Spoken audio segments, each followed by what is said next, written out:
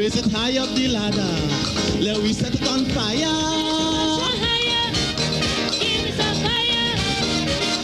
A little more calypso, forget the funk and the disco.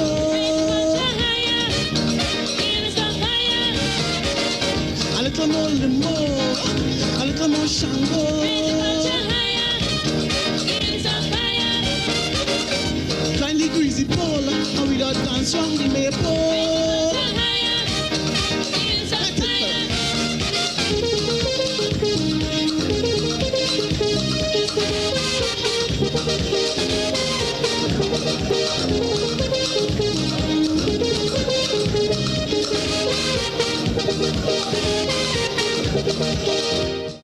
The food fair offers quality foods at affordable prices.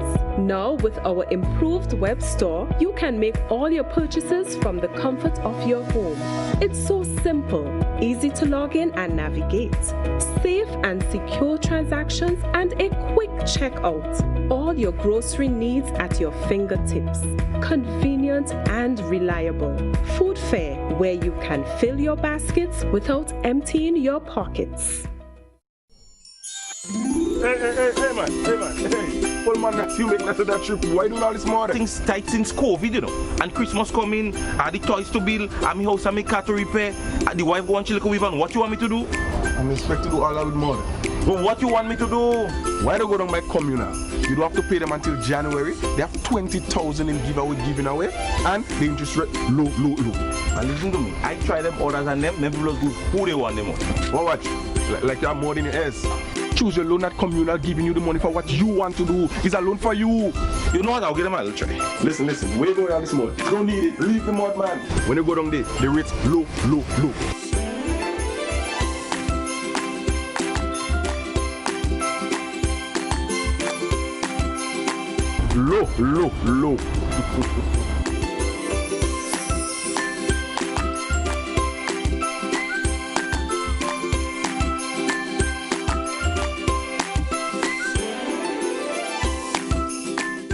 Kindly greasy pole, and we don't dance round the maypole.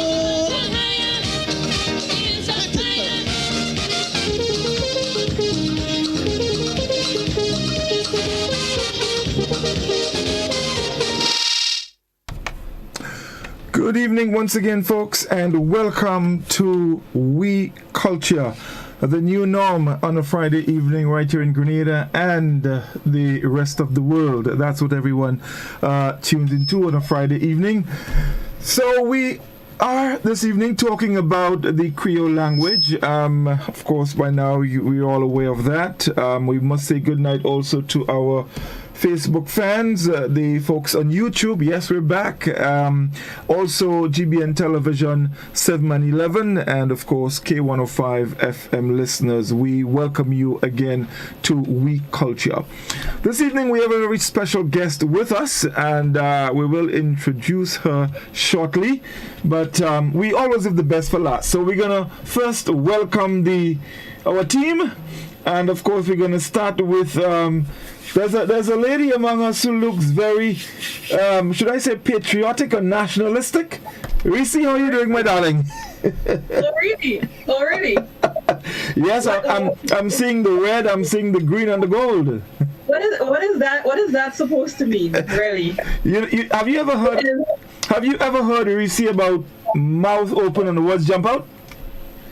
Yeah, I know that, but somehow I specifically remembered that there was a postmortem, there was a meeting that happened, and the rule was that from next week, you guys supposed to be patriotically dressed, for want of a better word. Well, I do have red. And it seems like I'm doing it again, and I see a blue veil, I see a white veil, and is that orange?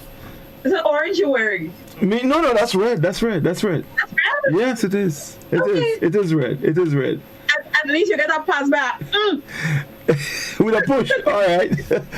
Doc, yeah. Good evening, Doc. Doc, unmute your microphone.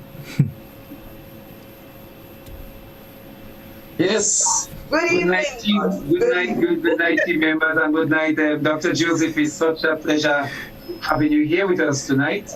We're looking forward to greetings and good night to all the listeners outside out there that always tuning with us. We expect to have a bumper time tonight, so Indeed. Not much ado. We're gonna go for it tonight. Well, we can't go for it yet. We have a man with a nice shirt there. Let me see a nice blue shirt and thing, nice collar and thing.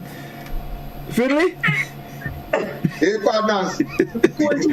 Come away. Mola. Mola. There we are. There we are. Sakafe. No, right? No, let me tell you. I was answer for you. Right now. Dr. Gilly will do that. What had to say? What I said is that you are there, so I'm asking if I must answer for you because I don't know. I'm here.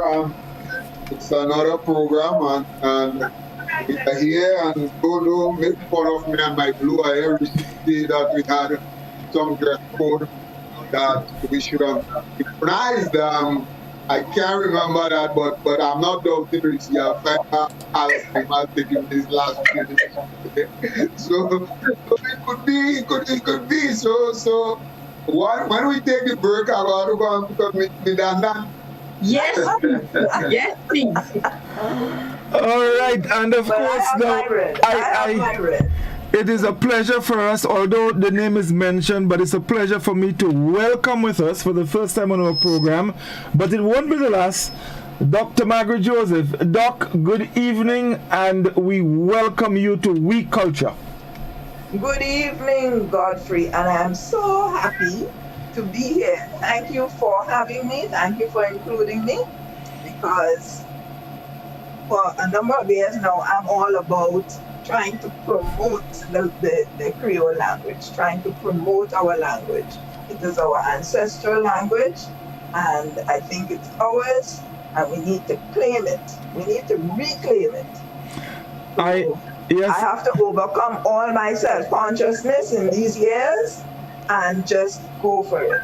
Well, I can tell you one thing. This group here, we're with you on that. That's why we having this program. We going for definite. Well, you just lost me there. I don't think. Well, I'm doing like scholar. I'm saying I'm giving you some 2-word sentences. Sabon, that's good. Ah, lovely. I know that one. Well, Doc, I can tell you, I know the rest of the team have a lot of questions for you. So, and I'm sure you have the answers. So, I hope so. I'll certainly try to supply whatever answers I can. Yes. Definitely. So we'll start basically, and we know that you will be having a big launch sometime in the coming week. We'll talk a little bit about that later. But the Creole language, the patois, as we know it, it is something that our grandparents, our great-grandparents spoke. And for me, I can remember very well my grandmother, while listening to her talking, and suddenly she would switch to patois, and then I realized it is something that she don't want me to understand or to know that she's talking about. And of course, time went on, but it was never taught. And over the years, the patois faded. And it is a good thing that the Creole Society is doing so much work in trying to keep it alive. And so we want to delve deep. But the first question, and I'm going to put it at you, we know of our African ancestry. We know that. But there's also the French influence. Now, one of the questions that usually arise is whether the Creole language or the patois, is it French origin, or is it African origin, or is it a combination of both? Well, the easy answer for that is that it's basically a combination of both, because it's what let us say, scholars, okay, academics, would call a contact language. In other words, it's a language that just arose because of the contact of two language heritage. And one would have been dominant and one would have been non-dominant. So in our case, the dominant language, in the case of the Creole French, the dominant language would have been a francophone language. So we say French, whereas the non-dominant, and linguists have a particular word for it, but the submissive then language would have been for us West African. But because we come from so many different nations in West Africa, we actually inherited a lot of words from different nations, different West African nations, because you have the Igbo, you have the Twi, the Fante, the Temne, and others, so that we would have inherited bits and pieces of vocabulary from that language, from the West African language. But interestingly, our syntax, the syntax is West African. The syntax is not Francophone or French for the most part. So it's a combination, and it's as the way Creole is made. So linguists and Creolists who have studied this aspect of linguistics would call it a contact language, and you have a dominant language and a non-dominant language. So what we also find, Doc, is that even here in Grenada, and I know there are other parts of the Caribbean that have their own language. There's the Jamaican and so on. But even here in Grenada, with the patois, there's slight variations. Although you mean the same thing, but there are slight variations here and there. Can you talk a little bit to that? As it, what caused it? Is it because of different tribes settling in different areas, and so they came with their own bit of customs? It's difficult for me to generalize about that, but the difference is in any population, when you have a language population, you will find that people tend to develop their own way of speaking. We normally call that dialect. So although the different populations may have a similar language heritage, they would have their own dialect.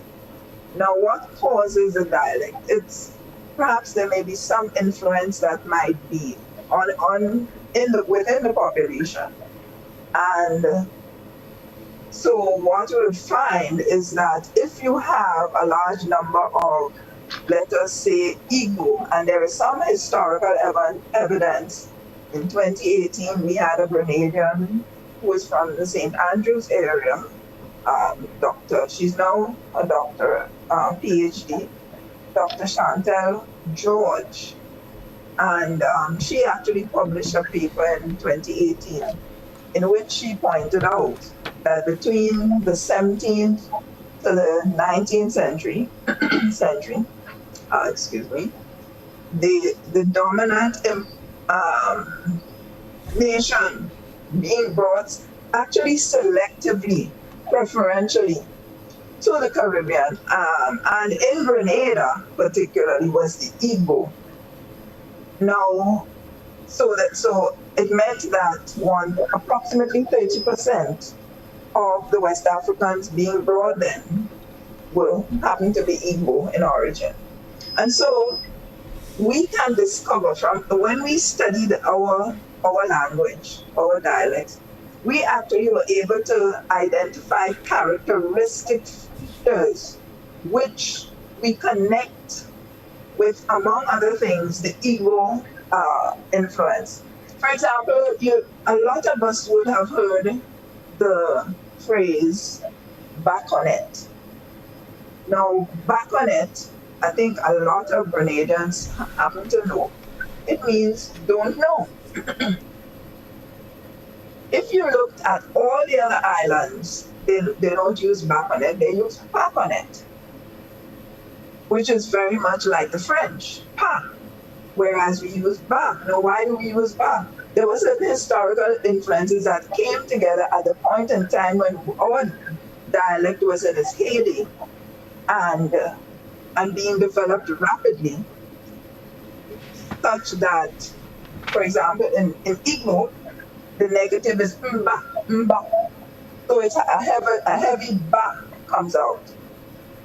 We had a Francophone influence because, you know, as George Brazan would have pointed out, Grenada, island of conflict, we always had conflict. And at one point, the French administration had to bring in some, you have to call them mercenaries, but they came in here like police somewhere in 1654.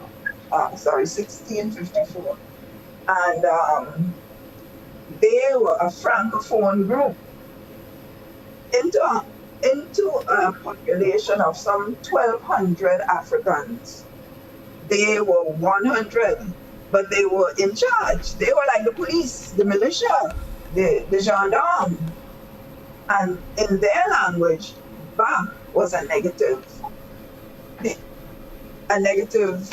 character. So also you had another West African influence, the Hausa. And we have people who are in Grenada here who would be descended from the Hausa and the Fanti. And this language also had just plain "ba." "Ba" was negative. So we get that characteristic, which is different to every other. There's no other country of a French-speaking nature that uses "ba" as a negative, but Grenada does. So it's the influences that push the development of dialect. The influences of the people that compose the community, compose the population. You know? So Doc, you guys have the questions. Dr. Joseph is here. Please. Let me jump in first. I'll take first knock. All right. Yes. I'll take first knock. That sounds like a cricket term. The way you put your hand in, it is as if you were batting. Well, there's a question that always will be asked. Once we start going into that realm of Patois and Creole and so on, and that is that we have the four Windward Islands, Dominica, St. Lucia, and Grenada. And I think Godfrey would have touched on it when he was introducing that his old grandparents would suddenly break into a patois when they don't want them to know what it is they're saying. Do you believe that is the root cause as to why is it that this thing has not continued through the generations in Grenada, for example, but it has in Dominica and St. Lucia predominantly? And if that's the case, then is it that the Hausa and what you call them, the Fanti, or they call these people who are here, is it that these people were so special that they just hid this thing from the children? I know for a fact that with all parents and grandparents and so on who settle in Grenada, they do a lot of funny things. Because when you look at the roads, for example, you can't understand who think about this road and how they did. Because you could just go straight to the thing and you need about 40 cars to come here today. And not wonder how they build, who think about this thing and then to build it road. But the network of our road is the best. but it's just winding and so on. So we know that they did a lot of training. But do you subscribe to that philosophy that they try to hide it away from us, and that's not lost? It lost them in Dominican where they did it. It's funny that almost every Grenadian seems to describe that experience, that when they were children, the language was basically hidden from them in that way, and they were sent to play, or when the people were speaking it a lot, and when it was something that they were not supposed to hear, something that's supposed to be hidden from children, or you don't bring out to children, there was a switch into patois. So we would have to say that was part of the reason why they were not learning it or not being taught it. But then there's a deeper reason. There's a deeper reason in the sense that why did the parents reach to that stage? It's quite possible now that at that time or in the generation before, what we had was the push there was a demand to speak English. If you just, like 100 years ago, there were still people in Grenada who could not speak English. Patois was their language, and if you spoke to them in English, they would not understand you at all, or if they did, they would not understand you fully. So what we had there was a colony, and the colonial administration wanted to have a productive colony, a cohesive colony that spoke the Queen's English, standard English. So it meant that if you sent your child to school to be educated, you wanted that when that education was done, the child could actually get a job. You couldn't get a job of the type that they wanted their children to get unless you spoke English. So it meant that there was a high motivation to speak English. But if you go further back than that, to say, let's go to 1856, and there's the Grenada Handbook actually shows it of that year. In 1856, there was actually a regulation brought in that this language should not be taught. And education was supposed to happen in English. You know? So it was actually legislated. So what had happened at that point is that permission to speak, that reminds me of a calypso I heard one. Permission granted, right? Permission was withdrawn.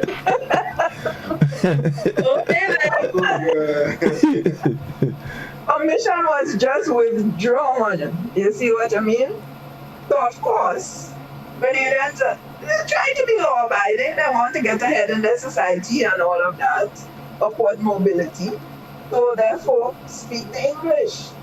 And that is where it all began. In 1856, it was legislated, basically. Livingston. So if I was to come in there, I think if we were just look at the Grenadian situation, town and rural Grenada, you would find that a lot of cultural retention takes place in the rural community, right? Mm-hmm. Unlike in the town itself, the town always seems to be more connected to what we call the metropole, meaning the first world. It could be England, America, or France, irrespective of. Because Grenada at that time was more the seat. Grenada was like the seat, the capital of the Windward Islands. So the industrial, the heartland in doing business was mainly in Grenada. So the regiment, the force, the administration, the powers was stronger here in Grenada. Unlike places and Scholar, when you mention about the roadwork, think about how hard, how difficult it would have been to regulate persons like in Dominica, thinking about the terrain, or even in St. Lucia. But again, if you know, I actually happened to go to Martinique and I then visited Guadeloupe. And you would find that Martinique is closer to probably Paris, but Guadeloupe has a stronger affinity to what we may call the traditional or the old culture. And it is for the same reason why Grenada, by itself, the laws, although it was throughout the region, throughout the Windward Island, because when I think when they made the change, I think it was in 1874, when the changes were made from France to England, the laws were made for all the islands in the Windward Island. But the seat of the capital was mainly in Grenada. So you find that the powers of administration were stronger. Central administration was seated in St. George's, Grenada. Right. And this is why we had the progenitor of GBN, WIBS, Windward Islands Broadcasting. So the headquarters was right there down in Port Rouge, and the other stations, they had outlying stations in St. Luke's and St. Lucia, but they were like outlying stations. The main was right here where the administration was. So it's all, yes, basically I agree with what you're saying. Right. The Godfrey, one, I'm curious because I know a lot of people are looking forward and they would want to. So I really would want to hear. I know we're coming up close to the break time. Some of the phrases that are probably unique to Grenada, or some of the greetings, Dr. Joseph, that how we greet each other. I know in studying the language, not that we can actually bring back the language, but the Creole. But I think it is important because so much is embedded in the language when you learn to interpret. Example, they have this place, I think it's somewhere on the western side where the claim save used to hide. Something there. And that is quite important because just the language itself lets you know what was taking place at that area. So I think if you could delve a little bit to say, okay, when we greet each other, what it meant, where probably this came from. So I think that I would like to hear some of the more popular greetings.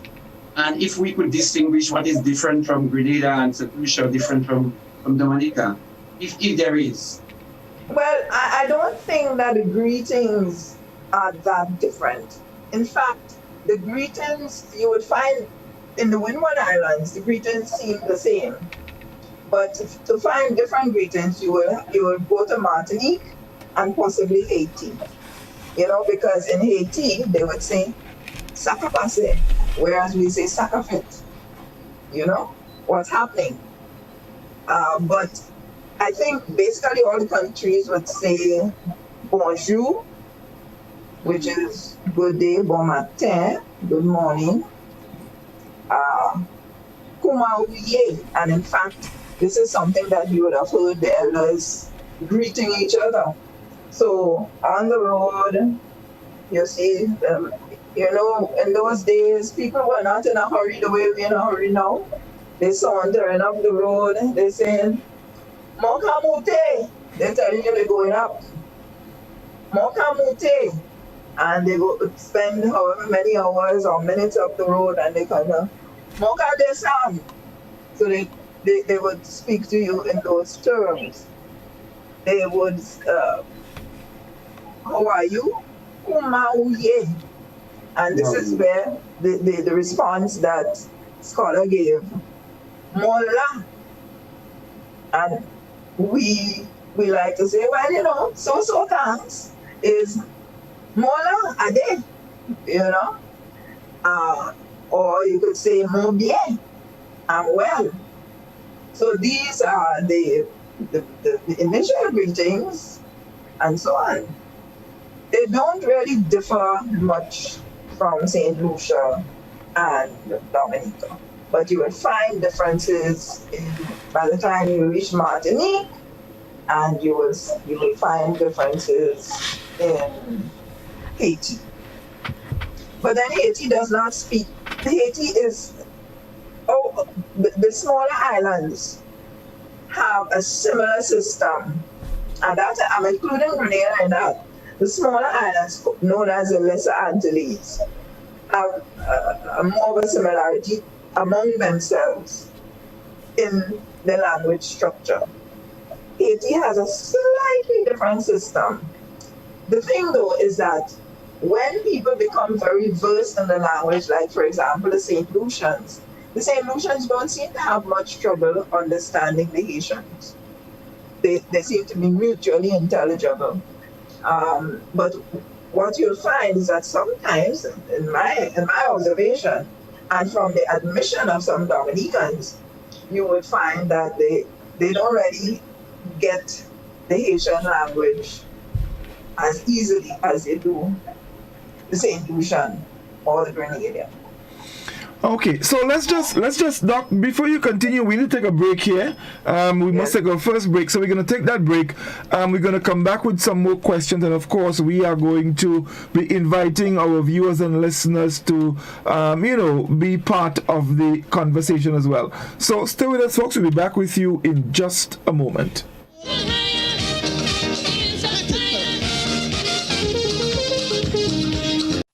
Get high making money moves with the NLA's new Aces High Scratch game with 4 chances to win. Beat the dealer's card to win the prize shown. Reveal an A symbol. And just like that, you are automatically a winner. Scratch away to win the top prize of $10,000. Win easy with Scratch. Must be 18 or older to play. Well, good evening to you viewers and listeners. It's time for the National Lottery Authority's daily Pick 3 evening draw for today, Friday, the 22nd of January, 2021. I'm Lexan Fletcher, and I'll be your draw hostess for this evening. Joining me is Miss Makiba Bain. She's representing PKF Accountants and Business Advisors, and she's here to ensure the games for this evening are conducted in a fair and accountable manner, and that the game balls have not been tampered with and are within industry standards. Well, don't forget, with the Pick 3 game, you can bet as little as $1 on inline, mix, and pair tickets, and from $2 on backup tickets. It's time to reveal tonight's winning numbers. It pays to play. Good luck.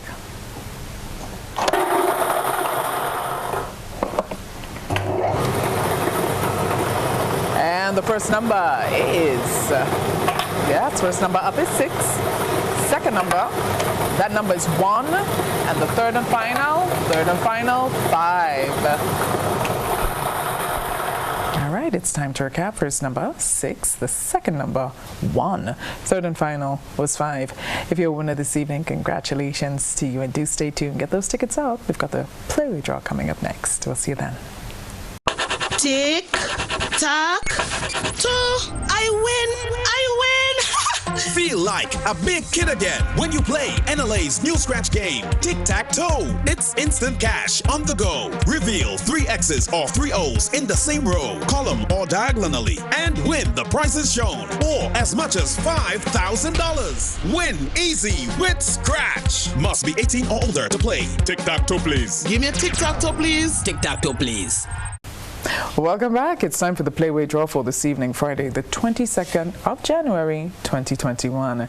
Makiba Bain is standing in with me once again. She's representing PKF Accountants and Business Advisors. Now, don't forget, with the Playway game, all you got to do is bet as little as $1 up to $10 on increments on any number or dream symbol of your choice, and get to win 24 times the amount you bet. That's $24 for every dollar spent. Let's find out what the winning Playway number will be for this evening. Value your dreams when your way with Playway. Good luck.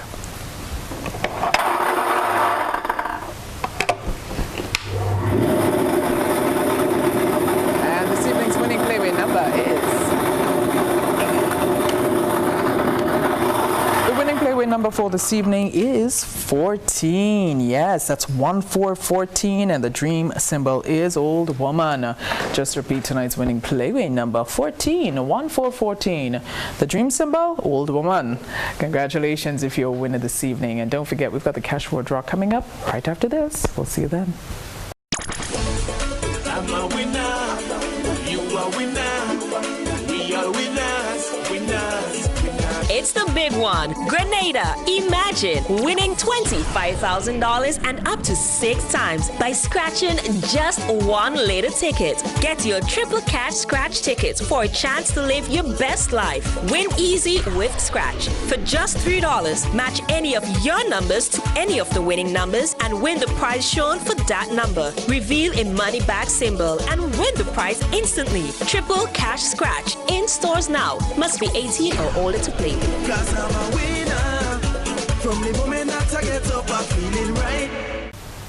And welcome back. It's time for the Daily Cash for draw for this evening, Friday, the 22nd of January, 2021. Well, guess who's joining me once again? Miss Makiba Bain. She's representing PKF Accountants and Business Advisors. Now, don't forget, with the Cash for a game, you can bet as little as $1 on most of the bet types, but with the exception of backup, in which case you bet $2. Let's find out what the winning numbers will be for this evening. It's more plays, bigger prizes. Good luck.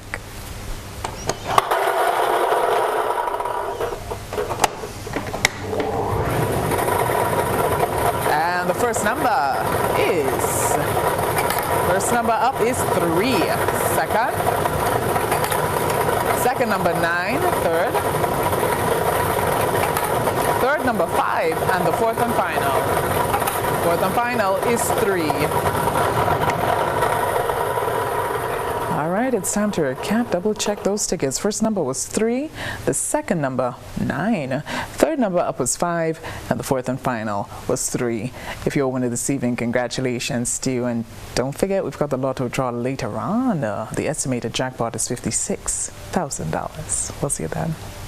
Win more with the NLA's Daily Cash 4 every day with more plays and bigger prizes to be won. It's a 4-digit game with all the bet types you already know and much, much more. From 0000 to 9999. Choose your 4 numbers and place your bet from 11 different bet types. Choose from inline, 4 different mixes, first 3, last 3, and 4 different backup options too. Best of all, it starts at just $1, except for backups, which starts at $2. Win as much as $5,000 with a $1 inline bet and as much as $6,200 in a $2 backup bet. Imagine $50,000 for a winning $10 inline bet. There's definitely more to win with the Daily Cash 4. More plays, bigger prizes, twice per day, Mondays to Saturdays. Must be 18 and over to participate. NLA, making your dreams come true while supporting sports, culture, and nation building. The Food Fair offers quality foods at affordable prices. Now, with our improved web store, you can make all your purchases from the comfort of your home. It's so simple, easy to log in and navigate, safe and secure transactions, and a quick checkout. All your grocery needs at your fingertips. Convenient and reliable. Food Fair, where you can fill your baskets without emptying your pockets. Kindly greasy pole, and we don't dance round the maypole.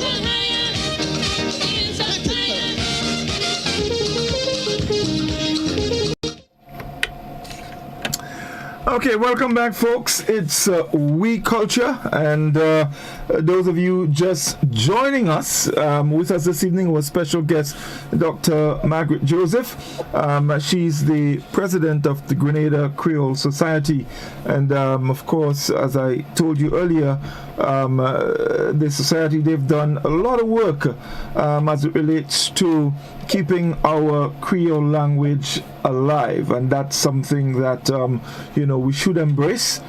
We should all probably make efforts to try to learn the language, and a little later on in the program we'll tell you how you can do that. All right, so Doc, one other question. Maybe I should come to Reece. Do you have any questions to put at Doc? Right. I do. Dr. Joseph, you mentioned about the law that has been on the books during the year 1856 about the language not being taught. Do you know if this law exists in our current law books? Yes, I was on music. Okay. I cannot say that the law is on the law books because I really don't know. However, our government, our Ministry of Culture, has been working to make this language an accepted language in the sense that they had consultation, public consultation with a lot of people went to a stadium workshop. That was a couple of years ago. I remember. I was there. You were there? Yeah. Right. So you remember what was happening? Yeah. Someone from abroad who was supposed to be expert in making these policies came as as a consultant. Right. But the different interest groups, different stakeholders were invited to that workshop. And you remember how it went. We worked, and out of that, we actually got the cultural policy. We got it into the draft cultural policy that this language would be protected, learned, taught, and recognized as our heritage. Right. So that's the policy. Okay. So there's nothing to stop us. But the thing about it, it was deeply ingrained in the psyche of the people that English is the dominant language and Creole and African is a subordinate, language. I'd want to agree with you there because even though in our generation we don't know the patois, we know a few words. You find that when I attended school, there was this rule that you had to always speak standard English. Mm-hmm. It had to be standard English, or else it's not good. It's not acceptable. Even when you were speaking to your teachers, there was no such thing as a casual conversation that included your dialect. You had to practice speaking standard English because you have an exam to sit, and the exam is about standard English. And in every subject that you did, it was about standard English. So my other question now is, you have a solution background, correct? Incorrect. Incorrect. Okay. Well, I'm still gonna ask. My family is Grenadian, going back like at least 4 generations I can count. Okay. Okay. So now I have 2 questions. The one that just came to mind, as you say, that will come after.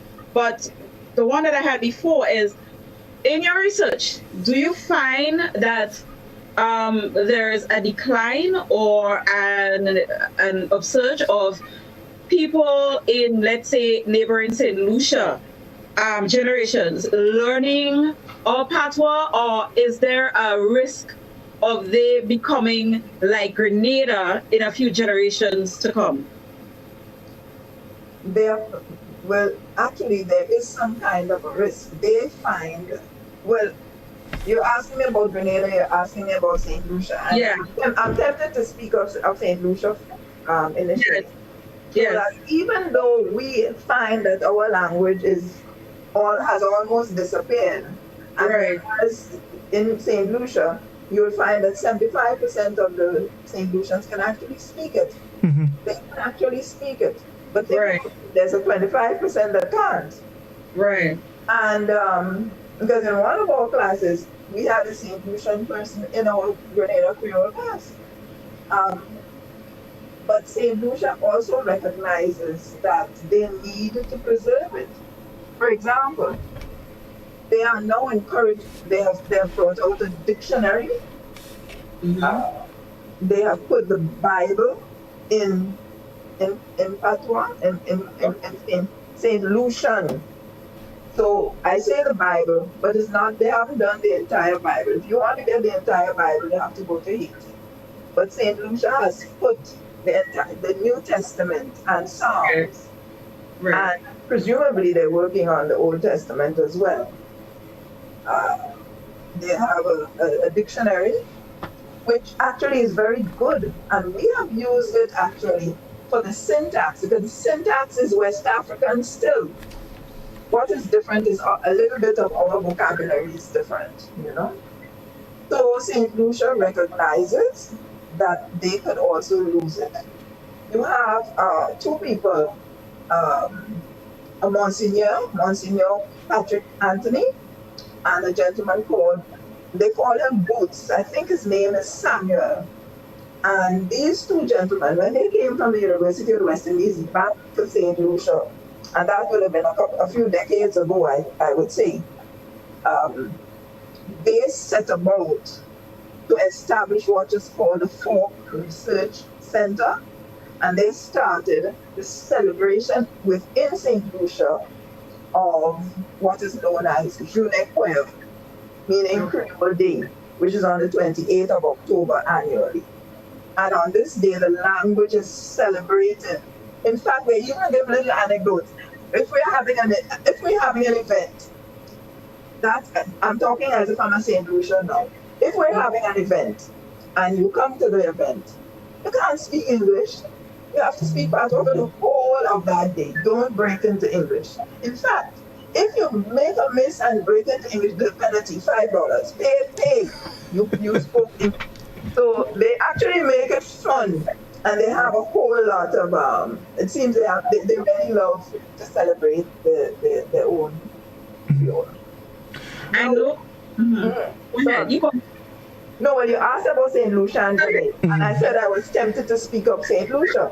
Right. I'm going to leave out Grenada. I think it's really important to hear about these things. Even though we're speaking in a Grenadian context on this show, I think it's really important to hear about that, because the truth, as you said, our patois has almost disappeared, right? But they are doing things to preserve the language. So it's important for us to know what they are doing so that we can get the best practices, see what is it that is working, know how is it that they're doing it, so we can implement accordingly to help save. So that question that came up before, would you say that you speak Patois Creole, Patois fluently? I put it this way: the members of the Creole Society have told me I am the most fluent among the group. Okay. I still make an effort because I still think in English, and I have to switch. So right. I have to speed up my thinking in order to speak. So you're constantly translating? I am a lot. Right. A lot. But I wanted, yeah, go ahead. I wanted to come in, but when you finish, Doc, I'll come in.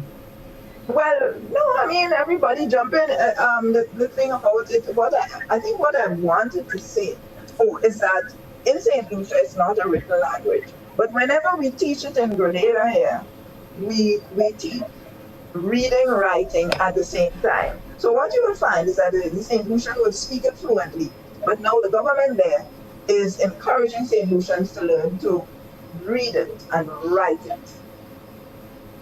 So that is something that that makes me feel that when a Grenadian is learning it, they actually are learning more modalities of communication than the St. Lucian actually has. So even though they're way ahead of us in terms of fluency and knowledge and of course vocabulary and flexibility with language, what is the good thing is that we actually can write it according to a system that was actually created in St. Lucia, you know, by the University of the West Indies, working with linguists from international centers like Texas, the Summer Institute of Linguistics. So we actually have a system of reading and writing, and there's no need to reinvent the wheel. So I'm with you on that. There is no need to reinvent the wheel.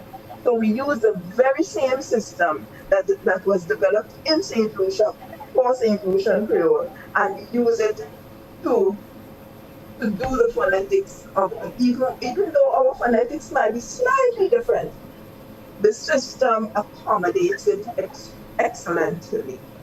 Okay, yeah, I wanted to ask a question on the actual language itself, because as the whole St. Lucian thing came up, and the variation,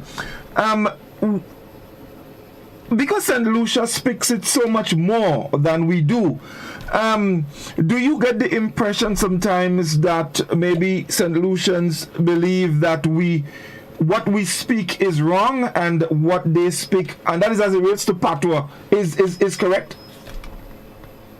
This is true. You have said something which I've observed to be true. The things that they tend to always, whenever we say something that sounds different to them, they try to correct us. It's done in good faith, because they want to assist us to learn this language that they themselves love, right? I mean, sometimes they may show off a little bit because they fast at it, and sometimes if they want to mess with your head, they will speak very, very fast, you see. But they help us. In fact, St. Lucians have been integral to advising the Creole society and assisting us. You know, we had a consultant who was St. Lucian, Mrs. St. G's. We had I shouldn't say we had, but I'm thinking when we started off with Monsieur Leblanc, is a pastor and very, very busy now. He's Dominican, but he has assumed Grenadian citizenship and he's lived in Grenada longer than some Grenadians. We also had a Martinican, we say Arnaud, and all these gentlemen, they actually assisted us to start learning. And at the same time, we researched. How did we research? We researched by getting Grenadians together, because everybody had a little piece of the puzzle. So this is Grenadians working together to reclaim, number one, and reassemble the language. And we did this by having classes, and every person who came to the class remembered something. They remembered my grandmother used to say, and they would tell you whatever it is, and it would be said in a particular context. When she's mad with me, when this happens, when that happens, and they actually knew what it meant. And all we had to do was work it out, smooth it out.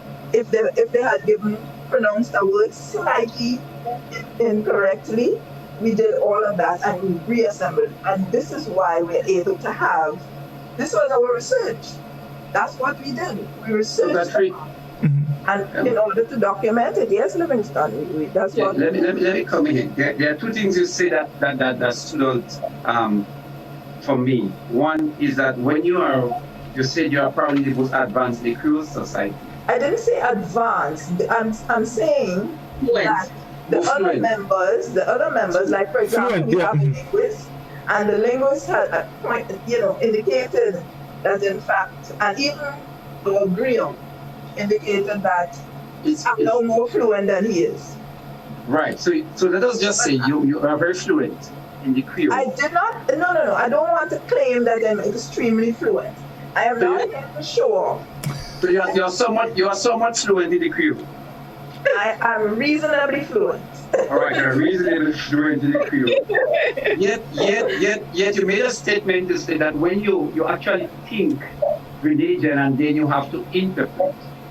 That is one thing. So let me put that aside. The second comment you made, which stated that St. Lucia has a sort of template, and then we can use the template. But I also have a kind of different thinking. I am thinking that it is true, language, because the medium for language, the main reason for language is to communicate, and it's true language. We express ourselves, our culture, we find our identity. It's through that expression.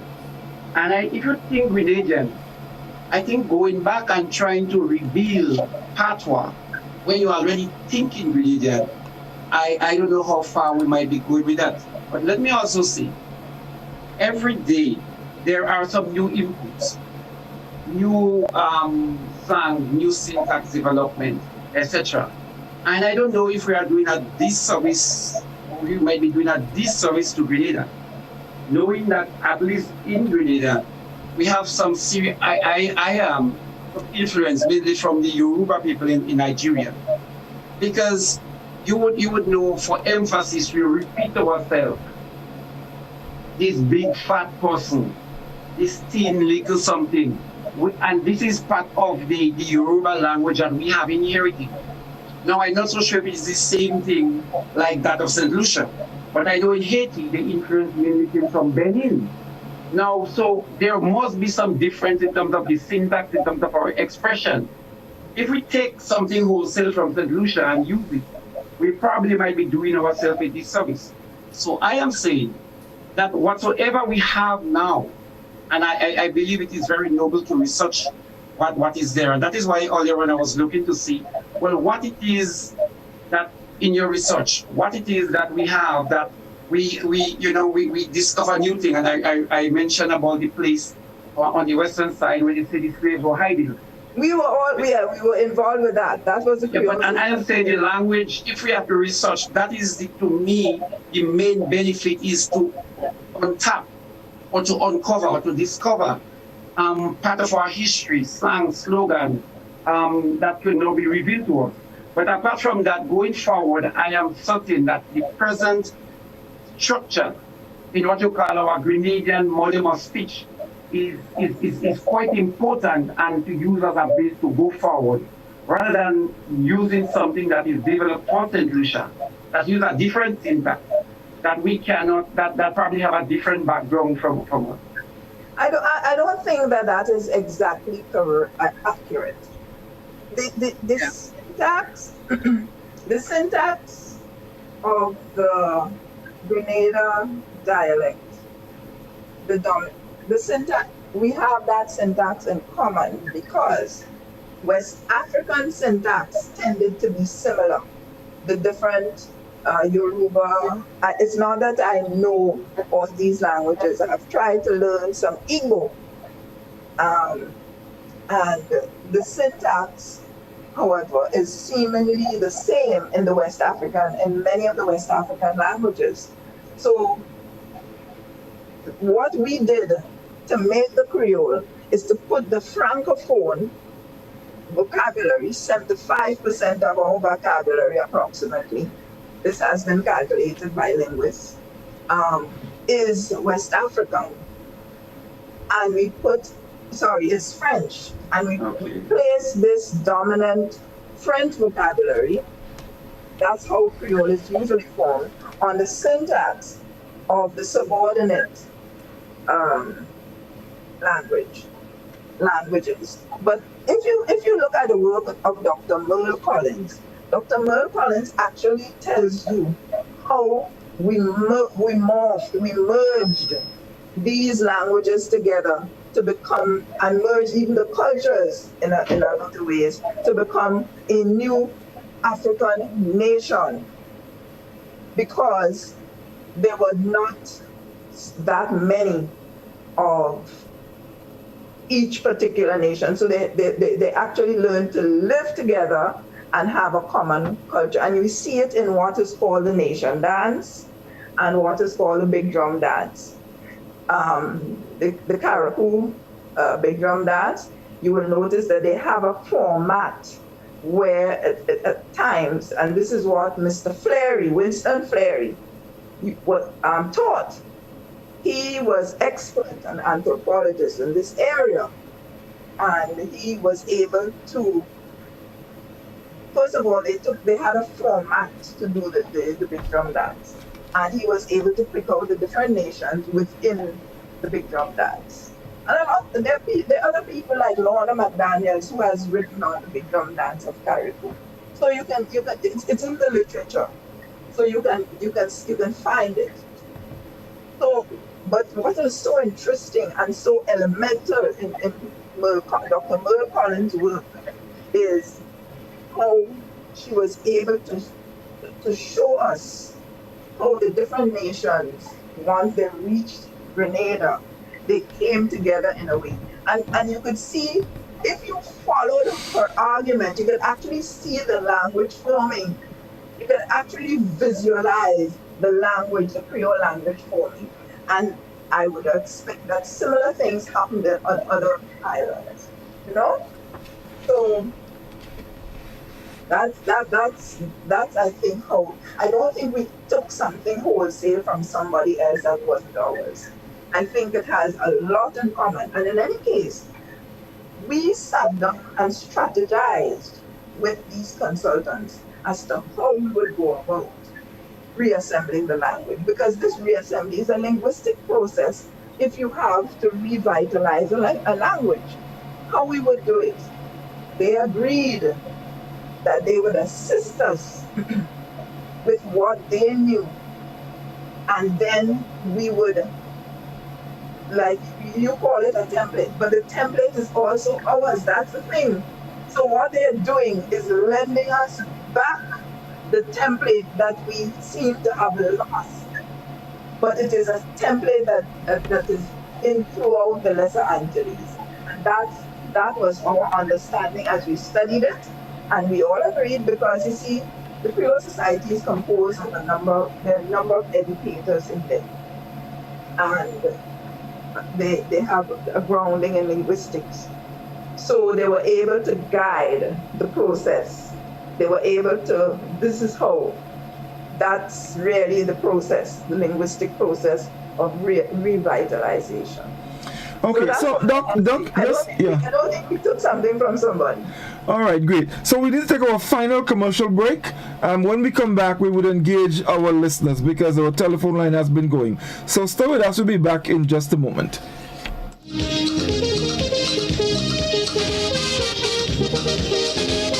With just $2, you can gift yourself with a chance to win the Lotto jackpot. Now, imagine winning the National Lotteries Authority jackpot of $56,000. Why pass upon this winning opportunity? Lotto, play and win a lot of money.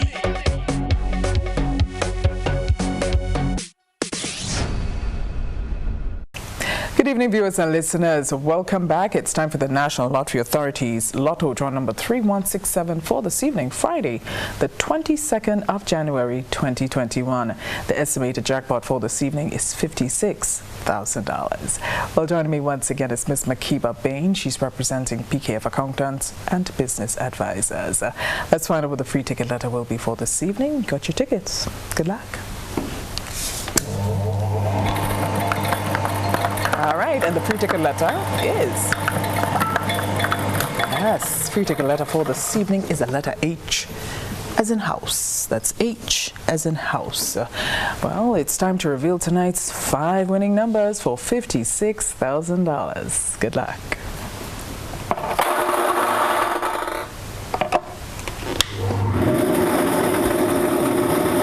All right, it's time to check your tickets. First number.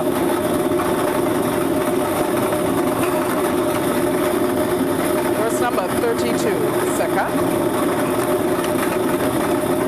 number 7,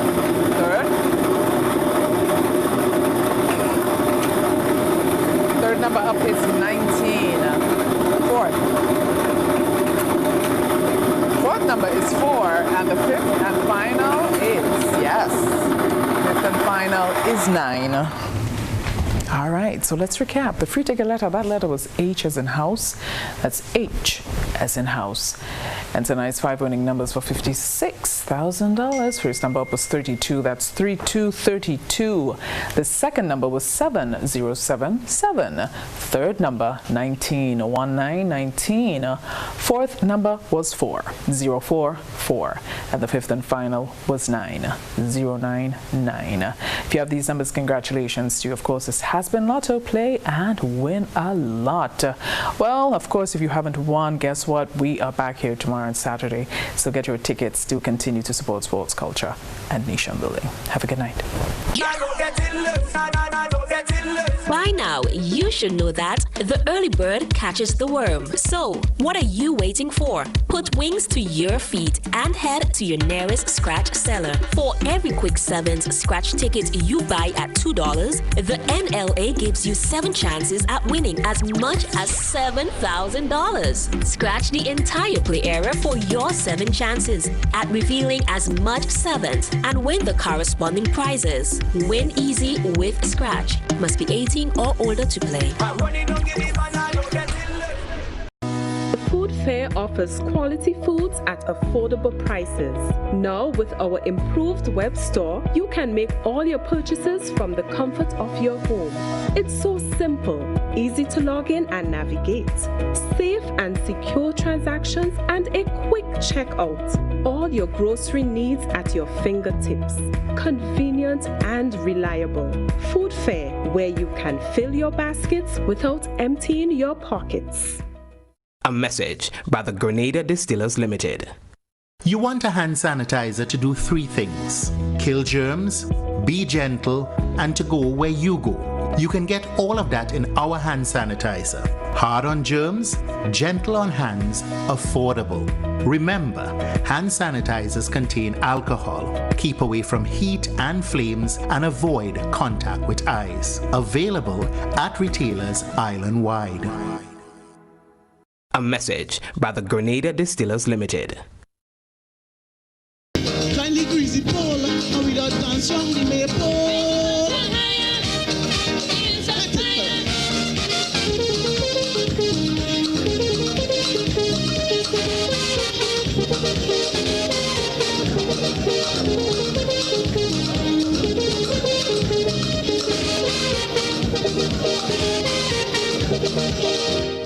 Kindly greasy pole, and we don't dance round the maypole.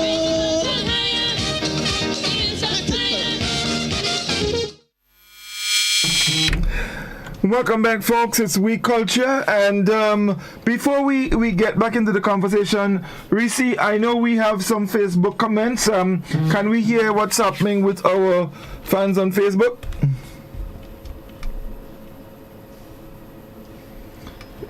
Reece, your microphone is on mute. Sorry about that. I meant to tell you that we have a couple of questions and a comment from Jose and Marilyn. I'll start with Marilyn. She said, I am a Grenadian and I can speak the Creole language. We've been taught by our parents when we were younger.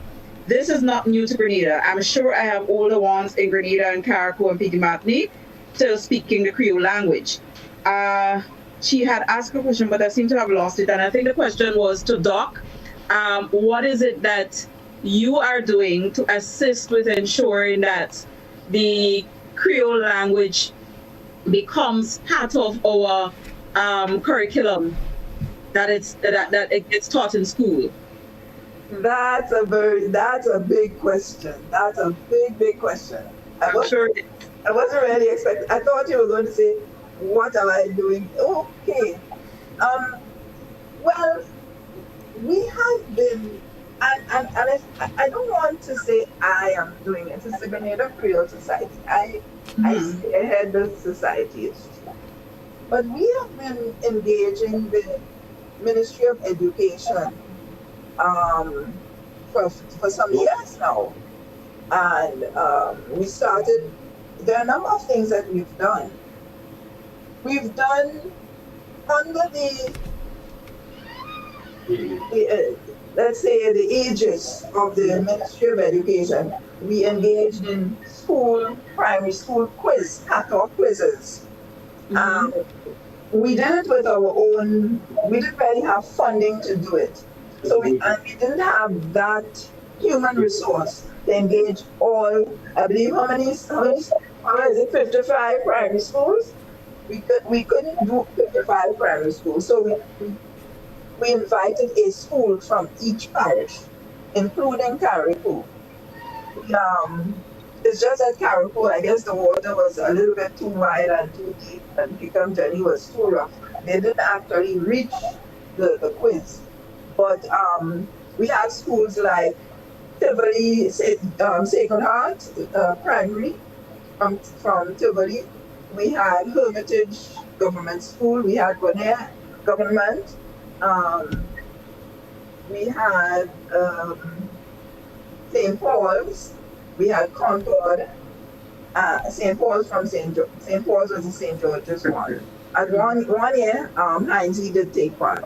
So we engaged these children in exposure to the patois language by going into the school with the permission and endorsement of the ministry, working with the teacher to expose them to the language. And then they went into competition. We had sponsors, we had corporate sponsors who provided the trophies. The Creole Society itself provided some challenge trophy, but then we needed bolstering from corporate citizens who provided trophies, medals, and we had good competition. And in that, I have to tell you that for the first couple of years, we did not have Grenadian judges, because that was our learning curve. We had judges from St. Lucia, St. Vincent, not St. Vincent, Dominica, and St. Lucia. But after a couple of years, we were able to produce Grenadian judges of the language. So that showed that we were in fact learning. And I have never been a judge. It's always somebody else. So we've done that. We have sponsored Creole Day celebrations. But that's a huge, huge job, and we really could not coordinate it every year. But we did quite a few years, and it was well enjoyed by our St. Lucian friends that live here, our Dominican friends, our Haitian friends, and so on. They all attended. And we had a St. Lucian priest, who would celebrate the service for us, and it would be a bilingual service. So this was done, it has been done in Woburn, it has been done at Richmond Hills, it's been done in Concord, Gorham, and the cathedral down here. So year after year it changes. So that's another thing. We have taught. We have classes. We started at the National Museum. The way we started was kind of accidental, you know. But we started teaching because Haiti had 4 hurricanes, bam, bam, bam, bam, in 2008. And you're just raising funds. So we taught, and the people paid, and the funds went to assist Haiti. And it just continued from there. We went on to UWI Marshall House on campus, and now we have our own home in Concord. And later on, we started doing it online. So actually, people are every day we get messages, when is the next online course? And right now, we're so involved with the book and COVID that we have not been able to, we want to mount another courses. So these are some of the things that we've been doing. And the other thing is that I never say no. If any students apply to us and say, come and talk about Creole with us and expose them to some of it, never say no, always agree. We've had summer, that's another thing, we did summer, we have summer all year. So let's say the August holiday, we have August holiday school, and we brought children from St. John's into our home and taught them patois, among other things, cultural songs, cultural games that we inherited, that I remember my mother teaching me and all that kind of thing. So these are the things that we have been doing. I don't think I made all. And then the grammar book, and we hope that this grammar book, with this grammar book, we hope that we can reach more Grenadians than a class, because people are constrained by the time they work and what time they get home and everything. But if you have the book, as some professionals have said to me before, we actually produce the book. If I have a book, I can do it in my own time and at my own pace. Okay, Doc, just take a pin there. Yeah, just take a pin a minute. I want to bring in Livingston, our other Doc, because I know he has something that he has to share with us.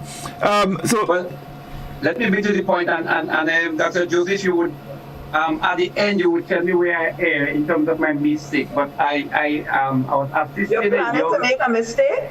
Okay, go ahead. I was assisting a student doing one of her SBA, and so I wrote this poem. It's very short, but there are a couple of patois words or Creole words that I would like to, and it goes like that. I do not want to obey the laws that was made for me to stay. Umawiye, meaning how are you? I replied, Mubiena say, I'm fine, and you? Don't look at me that way. It was handed down to me since slavery. With mix-up words, they never understood my tongue, so I have them thinking that I am Maleve. Lord Multi, that is. On the trip to the Kambi Bolongo, my grandfather and Igbo sat on the ship with a Fulani and a Mandingo. Bonje Draga Piteto, meaning God go bless you, and then asked, Atukawe, meaning where are you going? The minds asked, the brains raced, but no one could answer. Now they are in Grenada, they drinking rum with Bourbonde and making bacchanal.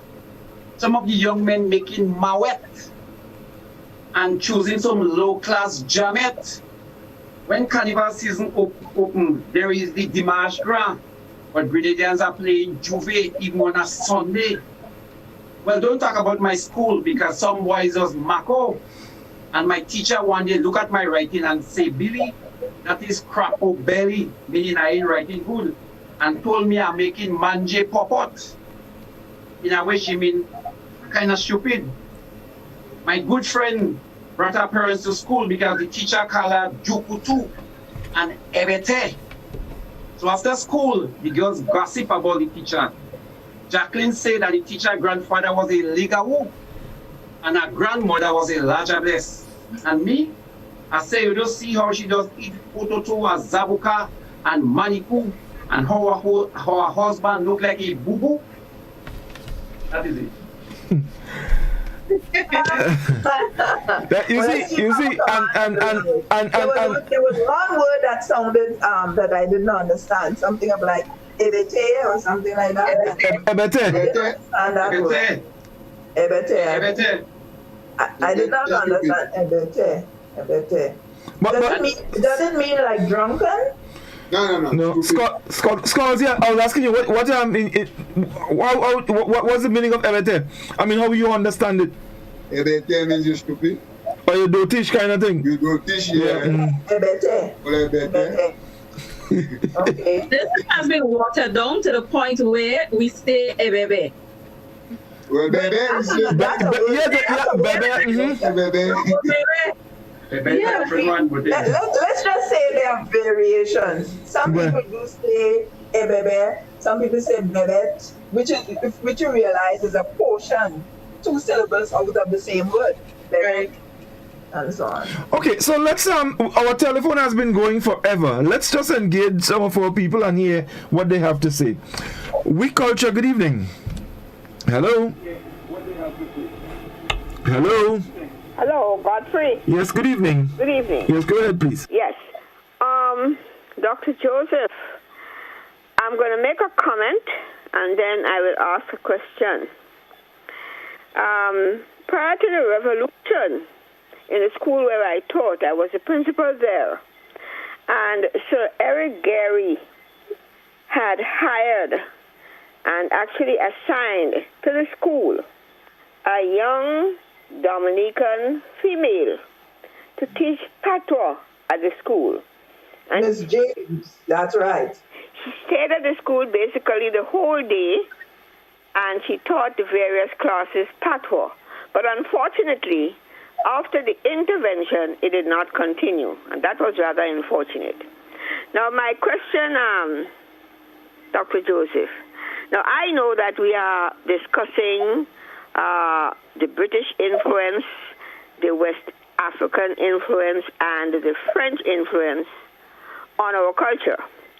Now, I want to ask you, please, can you tell me whether or to what extent there's been any Spanish influence on our culture? And if there's been none, why not? Thank you very much. Thank you very much, caller. Dr. Joseph? Thank you for the question. There is, in fact, Spanish influence, Portuguese influence, Indian influence, Amerindian, which is for us the Kalinago influence. All of these influences end up in our language. You may remember a word that we say, oh, he playing jefe. That is Spanish. It's a word for like chief or like heavy, jefe. That is, so he's like the big boss. Right. That one is distinctly Spanish. When we talk about mayok, which is the cassava, right, that is Amerindian. Mm-hmm. When we talk about maniku, tattoo, and all these things, these are Amerindian. These are Kalinago. Mm-hmm. So, and remember, we giving the Kalinago their correct name, because Christopher Columbus gave them the name Caribs, which was denoting cannibal. But they call themselves Kalinago, and we still have Kalinago among us, and some of us have Kalinago genes. So we're giving these ancestors their correct name, the Kalinago with a K. So I think that answers. I tried to answer the question.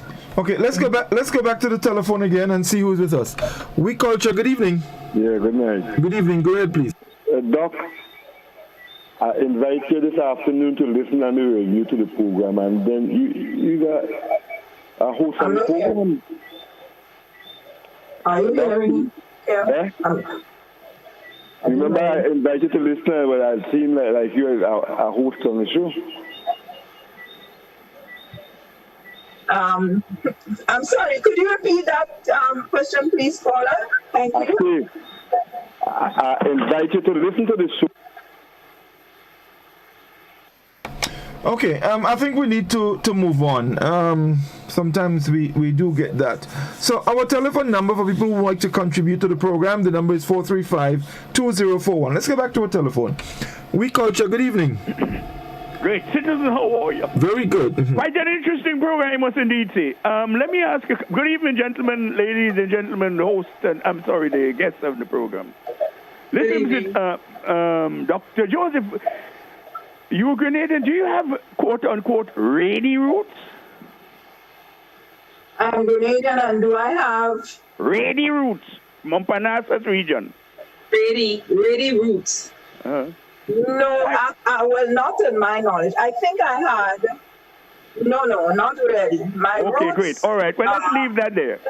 Would you like to hear my roots? Should I? I don't mind. When I say ready roots, no, hold on a while. When I say ready roots, I was just using relative the name of the place. You know, we have a place in Montparnasse there called The place means root. And in fact, ready means root. But if I'm it means root. Yes. But no, what I was using that context. I meant from Montparnasse side. Are you? No, are you from there? Well, not to my knowledge. Okay, I can tell you my roots on the paternal side is totally from Carriacou. I see. Great. Okay, fine. Yeah. And well, let's go. On the maternal side is from St. John's. Very well. No, let's go on therefore to the meat of the matter.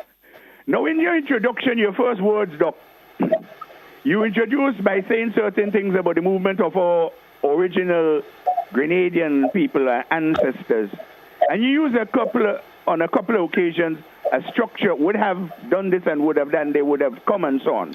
Used about 3 times. I pay note to these things. I guess that's Mr. Citizen Rollo. That's correct. Mr. Rollo. That's Mr. Rollo. I've heard you on that.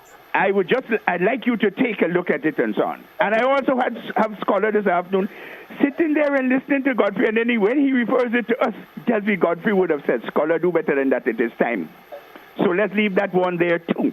I'm just telling you, I'm looking at you all, and it's incorrect, and we should work, seriously to get it up, because it tells you that nothing happened. If it happened, you must ask the question. If it happened, then you can't use that. Mr. Rolo? Yes, go ahead, please. Let me tell you something, citizen. We are discussing part 1. Yeah, I'm going there, you know. Discussing part 1. You want to come and tell us about Papa English, and we are discussing that tonight. Listen. So if you're watching that, as I said to you, and I said to you that told you that before, I speak especially here, and I unravel my old twang. Sometimes in between, I do not ever even attempt to speak proper English, especially on this. Correct. If you have a problem with how I speak, well, then you have a problem. But sorry for you, you might have to cock your ears because you will hear those things that you don't like. Because you're talking bunkum. So let me go on and let's fine. And you will hear Dr. Joseph, I have another question for you. You're speaking good. I have another question for you, Dr. Joseph. Now, in this here country, since the 50s, my bigger sister went to AHS and she learned French there. French. Taught correctly, I suppose. AHS, Anglican High. Okay, yeah. In the 50s. I joined GBSS in the 60s. French was also taught. It seems to me that we have failed seriously in getting in French, true French amongst the people as a language. Very few of us really speak French.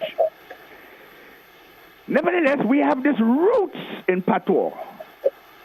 And patois is, in fact, as you said, 75% French. Tell me if I'm wrong, I heard you say it. Now, don't you think it would be extremely difficult henceforth if we were to try to introduce or reintroduce patois into our education system without even being able to catch on to true and proper French? Do you perceive a difficulty there? No, I don't think that is important, because when our ancestors came and made the Creole language, they never spoke French. Clearly not. They took the words from the dominant language. That's correct. The administration was francophone. And so they did not speak French. No. They picked the vocabulary and they put it on their own syntax.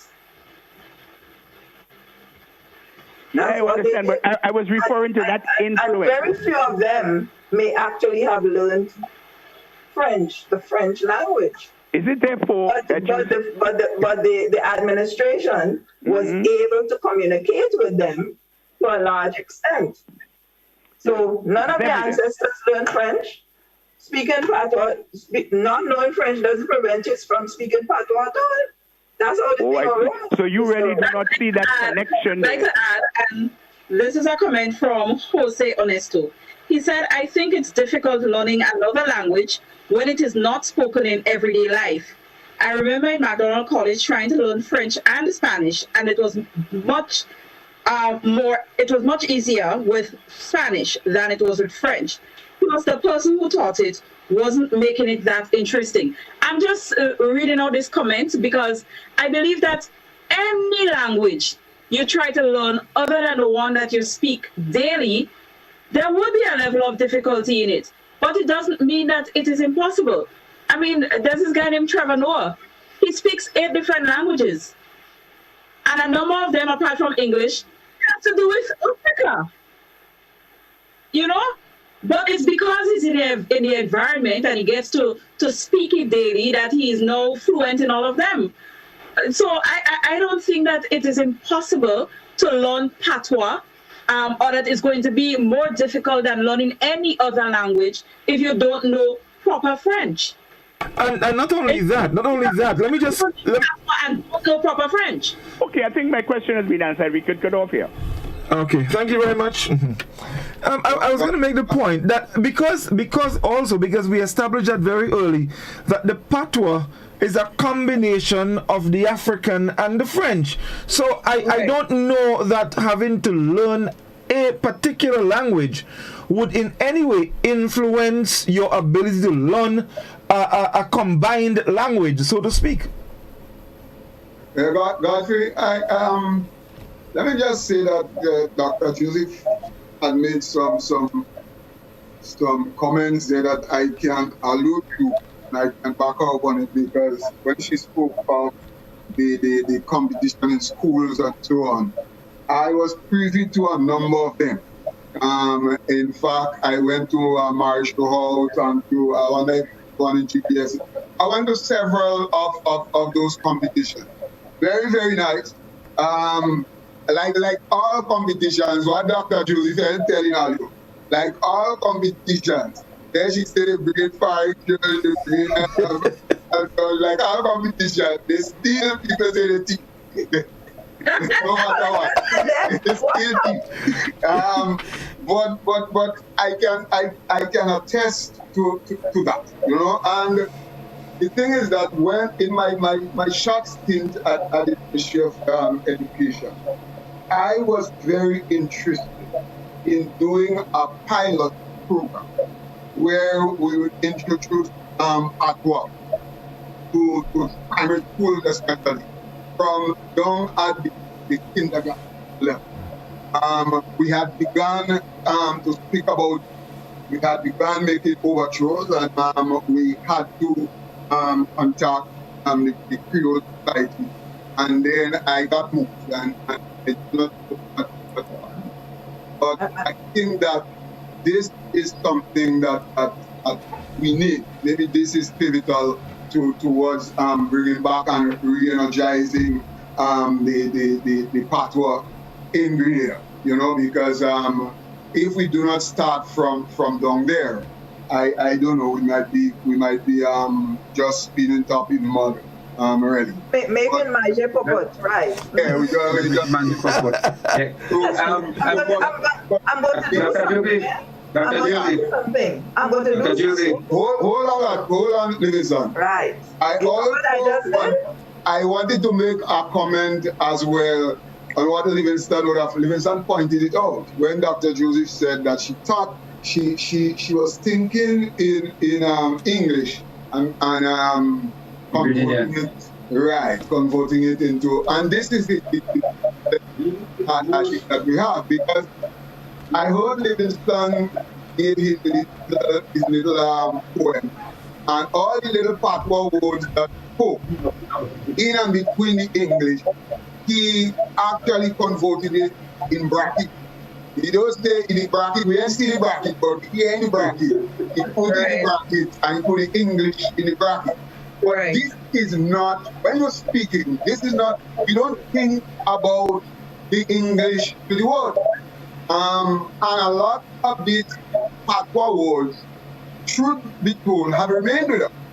So in and between our English, we interpose that with patois, and we think about it the same way that we are thinking about in English.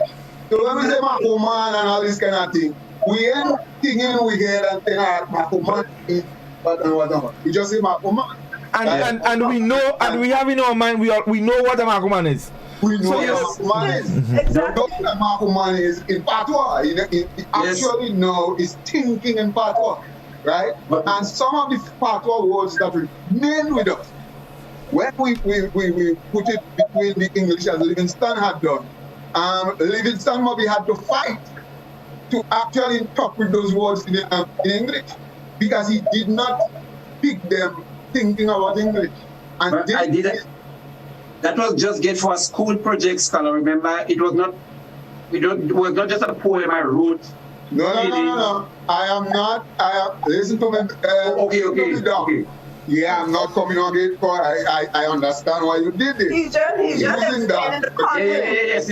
Yes. Right, The process, the mental process. Yes. Right, and this is how we have learned the patois. I believe also that when Dr. Joseph and Reece would have made the point about the fact there's a template and we must not reinvent it. I don't think, that's what I got, that they were not specifically speaking to taking or importing the structure, syntax and what. But what they were speaking about was how is it that these people are able to spread the language. There's a template for how they are doing. Dr. Joseph spoke about the Bible or the right thing, and going to one place and you can't speak English, you have to speak right. That is what they were alluding to, and not really taking some people's structure and syntax and importing it into our. Correct. Okay. So I have a question. Exactly. I have a question for Dr. Joseph. Mm-hmm. Do you think that the fact that when we try to speak patois, we are thinking of that sentence in English and are constantly converting to speak? Do you think that is one of the reasons why it is difficult for us to learn patois? And the reason why I'm asking that is because you hear of people who ended up in Venezuela. They ended up in different countries. And where they end up, the person doesn't speak an ounce of English and they don't speak an ounce of Spanish. But yet, they will come back fluent in Spanish. And the person who they would have been with, I mean, we've seen a lot of movies with that, they basically taught each other using symbols to say what is it that they mean, what they're talking about, because neither of them understand each other's language. And they come back being fluent in each other's language. So I am thinking that one of the reasons why it is so difficult for us, and it's the same thing for children in secondary schools, the French and the Spanish, is because we approach this thing with English. You have teachers that might come into class speaking English, and then we're going to start a French class now. So this is what we are going to, everything that they're communicating to the child is in English for the French lesson or for the Spanish lesson. I know there are teachers who would speak Spanish. Like, for example, Joseph Andel, Mr. Andel, in our Spanish class, when he came into Spanish class, he spoke Spanish. So you had to listen, and to me, we learned better. Spanish was very interesting when you speak the Spanish and you have to think Spanish as opposed to everything is in English and you're constantly converting in your mind. You're fighting with yourself there. And that's why I believe that we can learn any language, especially if we try to learn it in the form of the language alone and not converting. That's my contribution. Okay. Exactly. I agree with you. I had one question for Dr. Joseph, or one observation that was made. Dr. Joseph, and that goes to the entire team. An observation was made, sent to me by one probably made playwright, Urias Peters. And Urias Peters, his premise is that patois is a derogatory term that was used to describe the way that we spoke. And now I heard you earlier on, Dr. Joseph, when you mentioned the Creole society. And I wonder if that was deliberate rather than saying patois society. Why you say Creole society? And if in your opinion, patois, you see patois as also a derogatory term that was used or imposed upon us? The truth is, from the time I was a child, I've heard the language referred to as patois, but it's okay. I remember asking my mother a question: "What kind of people am I?" She said, "You're Creole," and I processed it. And then my next question to her is, "Well, what is my language?" And she said, "Your language is patois." You see? So my first instruction as to the name of the language is that it was patois. But in studying and exposing oneself to all the literature that's available to linguists and linguistics, the word Creole as the name of the language actually surfaced. So that, in fact, I've been challenged on that by a Martinican lady recently online. She actually thought that she was very diplomatic about it, but she challenged me and told me that in her estimation, patois is derogatory. My response to her is the response I want to give now. I did not learn that derogatory experience because that is what the ancestors called it. And even if you look into the ethnologue where languages are classified, you will see that the language has alternative or alternate names. Both Creole and patois are used, as well as French, Creole French. So they call it Creole, they call it Creole French, they call it patois. So on the base of it, any of those words would be correct. But what has happened is that the French people on mainland France used it in a derogatory manner. We were not exposed to them, and to that derogation we weren't. So we were just told the thing is patois. Where the derogation came in was for being told that the language itself is inferior. It is the language of the ignorant. It is the language of the jobless and those lacking an ambition. And if you have ambition and you need to have a job when you grow up, you will speak standard English. So that is my response. It's more a discussive response rather than a didactic response. And in my view, I am surprised that your party there sees it as derogatory. I'm actually surprised because I just never learned that derogation. But in order to name the society in such a manner that it could be recognized internationally, we decided to use the word Creole. Okay, let's go back to the telephone. OUI Culture, good evening. Good afternoon. Good evening, sir. Yeah, I just want to make a little contribution. A couple things. I know if you all will give my listening. But I listening to the you all speaking, right? And it's like from Miss Joseph, Rhea, everyone. What Miss Rhea, the lady with the colors, Grenada colors? Reece, right. She said about it in the classes with the Spanish teacher. And I think that is a very good way. When a teacher walk into a class to teach Spanish, whether you're going to pick it up in a couple of days, but you just everything should be flowing in Spanish. So the people, they'll follow it because they're hearing only Spanish. But when you're changing, it's like you wouldn't see it, but it kind of a confusion because you have to change over one. So in the class, as you reach, and by 5 days, the children know when the teacher walk in, he's going to say good evening, and after good evening, he's going to say pick up your book, and after that, and you have to get in the line and follow. All right, what I'm saying is the language, the patois.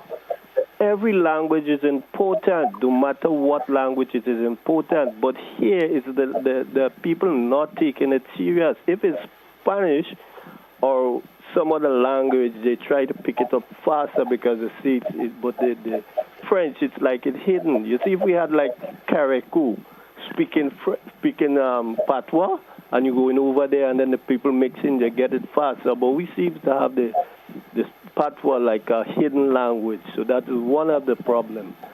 Then I see language, it is like a musical instrument. You're going to meet a language any part of the world you go. So if you can play a pan, a flute, a drum, a guitar, any piece of musical instrument you can learn while you're young, learn to play that, because one day you're going to meet it somewhere. That is how language is. And Mrs. Joseph, I'm trying to bring you back to, if you know, I could remember your mom. We all had a shop on Grenville Street. That time, for Miss Joseph, we used to do some crediting in that shop. The lady with the white tie head. I know if you could remember that time you was going to go to the convent, right? Right. Yeah, my granny used to come down. We used to stay in the You have the advantage on me. I can't see you. with the old time bamboo basket, and you full that with message, and you wait for the big boat bus below in the market and them kind of stuff. Mrs. Joseph, and sometimes we go upstairs. Miss Donald was living upstairs and that kind of. So it's a nice thing. Just going back to that, but. The language is very important. As what Reece said, I end up in a South American country in the 70s. And when I reach there, I couldn't speak no other language. The language that they're speaking, but they're speaking 7 different languages there. So when I came out there, I can speak about 2 different languages right now, right? And I can communicate. But in these parts, we don't speak the language, but when I meet up with someone from these parts and they come, it's so nice that you can communicate with something. All language is important. It's like a musical instrument. If you know to play a cowbell, a drum, a guitar, a flute, learn it because you're going to meet it. You're traveling, you're going to meet it, and it's going to help you. Thank you. Thank you very much, caller. Thanks a lot indeed. I would have liked to challenge the caller before he hung up, because I just realized he knew my mother, but I wonder if he knew that she was fluent in Patois. I bet he didn't know that, because, there's a very great example. She's fluent in Patois. She's in her shop. People are passing up and down, participating, they're interacting, and nobody knew she was fluent in Patois. She used to hide it. It was not the language. English was a language of commerce, but her family, that is to say her generation, and the parents, they were bilingual. They were bilingual. Right. And I want to say this, that even though Livingston has seized on the idea that I think in English, I want Livingston to recognize something. When I started to understand the Patois, I had a very scary experience, because by studying the St. Lucian dictionary, I began to, it like came to me one night. I'm lying with a book above me like this.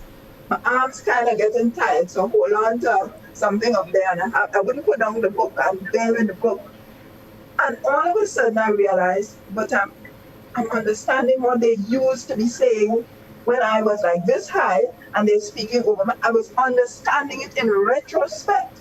Right. But what was scary about it, and this is something that I now have the courage to say it, because at first, being an active doctor, I said if I said that, Grenadians going to say she's losing her mind, and they wouldn't bother to come in for my care, which I could give them. But I started to hear as if they were talking to each other, and I looked around, because I said, but I'm alone in this room, and I felt that they were there. So that is to show you that the brain actually had the language subconsciously. Right. I made the connection.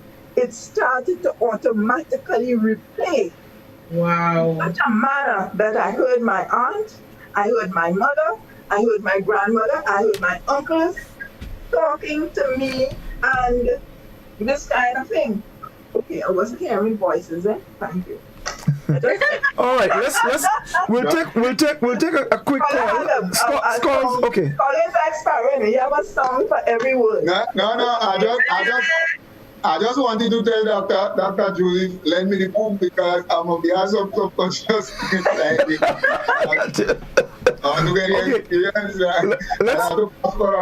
Let's take one more call, and then we have some more discussions.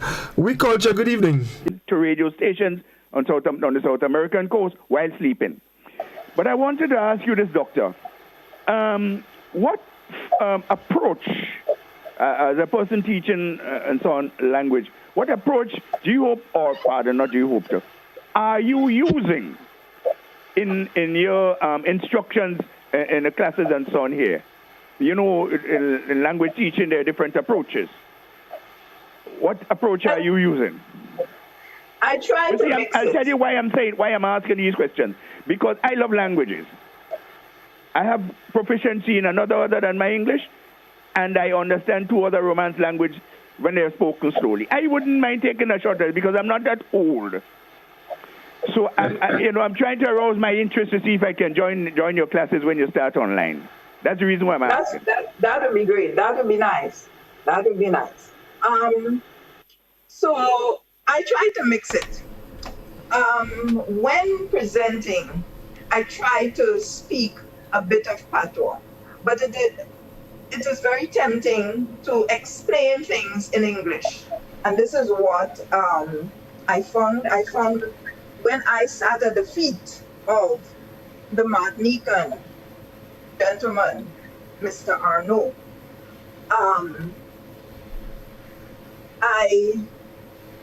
I listened to him, and he spoke the patois. But later on, when I started teaching, quite by accident, I didn't set out to teach. Somebody roped me in, and then I tried to do some of the language. But the important thing, I believe, is that if you know how to pronounce everything, and you know how to write everything and read everything, you can actually tutor yourself as you go along, because there actually is a lot of patois material online, and people are writing books in patois now. You have the Bible and all of this. So I feel that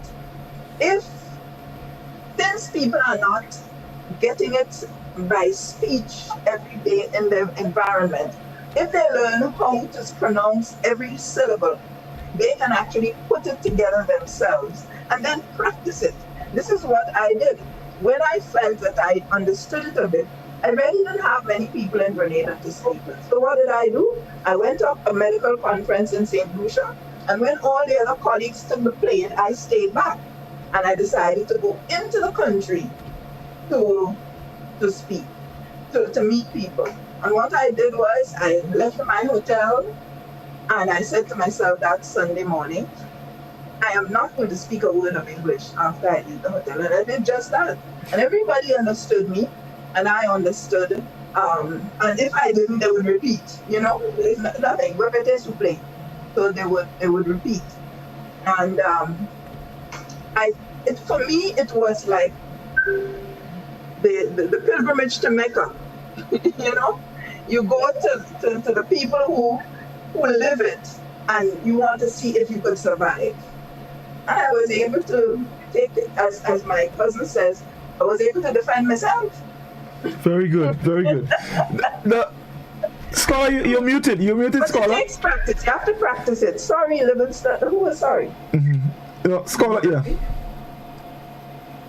I wanted to ask Dr. Joseph a question, because Dr. Joseph is here, and what I could have learned from the introduction to the program that Dr. Joseph and some others had co-authored some kind of reading material, and Instagram book, and we have not talked about it, about what the collaboration is, what the book is about, where can the book is being found, and but I think we need to give that the well. Actually, I was about to, because I realized the time has gone so quickly and we didn't even raise it. So, Dr. Joseph, let me make a little show off here, folks, and show you guys. But Dr. Joseph, there we go.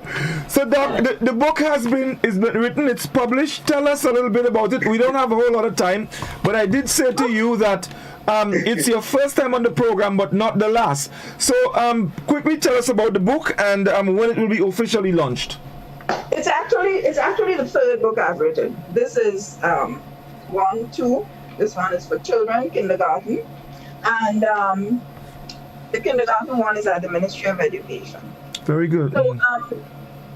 So we're here to talk about this book. It is called Untying the Ancestors' Tongue.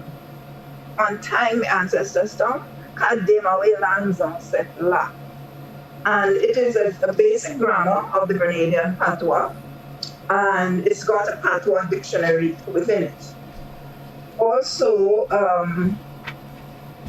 it's got, apart from the dictionary, there is a link for the user to link to a video so that the actual sound is available to the user. The book is available. It was actually published on the 12th of December. In fact, we just kind of leaked it out before Christmas because there were some people who were expecting it and wanted to gift for Christmas. So we kind of leaked out before Christmas. So it will be available in Carriacou at the GUT bookstore in Hillsborough. It will be available at Norton Hall in St. George's at the corner of Church and Lucas Street. It will be in Grenville at Ali's bookstore. Miss Lydia Ramdani would also supply. And the GUT office in St. George's is quite busy, but they would help with if people want to order through them to Pinky. And of course available from the author,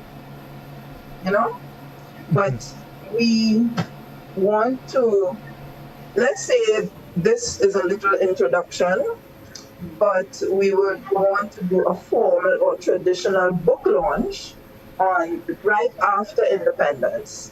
So it will be a virtual launch using Zoom, and it would be on the 10th of February. And we have sponsors for the launch. So we're going to celebrate the book, celebrate the language. We're going to, people who attend the launch will get their first free patois lesson right there. And there will be gifts from the sponsor. So persons who buy the book between now and the launch can expect a gift from the sponsors at the book or just before the book launch, so that they can participate. We will celebrate. We're going to have a party, actually. We're going to have an online party. Very good, very good. So we're looking forward to that, yes? Mm-hmm. I see Livingston I see Godfrey has his copy. Can I get a quiet copy? But how am I going to pay the pipe?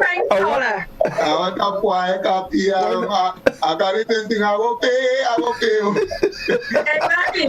Stop up. I find anywhere we go, we just bump up. I just talk for you, just talk for me, but tonight you're only talking for yourself. Yeah. You want a quiet copy. You know what it is. We won't pay you. Well, Livingston, like they leave us on the Livingston, they leave us on the I'm going to pull you in. I thought by association scholar, I'm selfish, you should speak for all of us. And I want to join in this song. We go pay. The selfish man in all of us is Godfrey, because he comes show, Come on. I still owe on the book, I have to pay for the book, so. That would not be a problem, President Godfrey. Dr. Josie, that would not be a problem. Drop 3 copies on Godfrey Footstep, let it pay, and we would then repay Godfrey. That's right. Well, Godfrey, you're here. Okay, good. Godfrey, is that contract already? Yeah. It is. But Cousin, dis-moi ça. Okay. Don't worry. Listen. You see anything on Facebook? Don't worry. In a couple of weeks. Oh yes, it's also available by orders through Facebook and WhatsApp. That's true. Right. Well, since we're getting close to wrap up, Reece, any other comments on Facebook that we? Yes, we do. Marilyn said that when Citizen Ruler was talking about people speaking French in Grenada, she did mention that she never knew people spoke French in Grenada. But she did say, my husband speaks over 8 languages. It's not hard to learn some language. Medea, that's my girlfriend, okay? Medea said, you are correct. You do not need to learn French in order to learn a combined language. And of course, learning a new language is quite challenging no matter the language. However, we must appreciate the fact that a lot of our ancestors who were slaves were not allowed to read and write. However, they were clever enough to pick up on a language that was not their own as a means to understand the slave owners, and then further combine that language with their own and created an entire new language. It is silly to put an emphasis strictly on learning the white man's language in order to learn a language our ancestors created, a language that is already a part of who we are, a part of our history, a part of our journey. I love that tonight's show is focusing and embracing something that belongs to us and created by us. Jose said, nice program, have to leave now, looking forward to next week. Have a great week ahead. Marilyn said, Mrs. Joseph, I know you from town. No, that's Marilyn Bretcher. Medea said, of course, I'm not opposed to learning new languages. It's a great skill. I just agree that we should start with our own. And then Marilyn said, when you're traveling, you need different language because I am a Grenadian and my husband is from Switzerland. So we both speak different languages. And for all those years, I have to try speak Swiss German. It's hard when first started, but language is great. And she said, I'm in the US now. Would I get your book, Dr. Joseph? That's Marilyn. She wants a copy of your book. And while we are at, I think that every Grenadian should purchase that book. That book should be on every Grenadian's bookshelf because that is part of our Grenadianism, you know? Right. Good gifts for children as well. On WhatsApp, we have quite a few. Someone says, good night, Godfrey. Most foreign language teachers won't make their classes interesting simply because they are pedagogically... did I lose it? Oh, boy. Right, culturally inclined, hence the reason why most students drop or lose interest in learning the language. Livingston, our good friend Ashley says, for the past years, I only learned a little of this language in St. Lucia and Dominica through cricket. Someone else says, only we call it patois in the Caribbean. So just a couple comments on our WhatsApp. So, folks, the thing is, we can stay here all night, but we can't. We could, but we can't. Dr. Joseph, how do I say that in patois? You got it.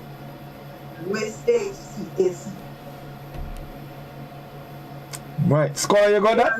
We're not able. I heard Dr. Joseph say something about back pay. I started getting glad.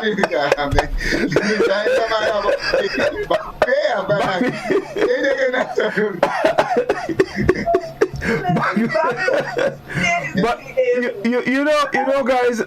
Let me just say that just before we close. Yeah, song coming up. It's interesting that we talking about this now. Just before we celebrate how many years of independence, Doc? 47. 47 years of independence. You know, and we are supposed to be an independent nation, but we are just learning. We are just starting to learn our language. Interesting. In fact, a lot of interestingly, language is so close to the self and close to nationhood that linguists, who are the scientists that study language, they actually feel that language is an important part of the decolonization process. The same process that Bob Marley refers to, I suppose, when he says emancipate yourself from mental slavery. And linguists, I've been so impressed because I got to rub shoulders.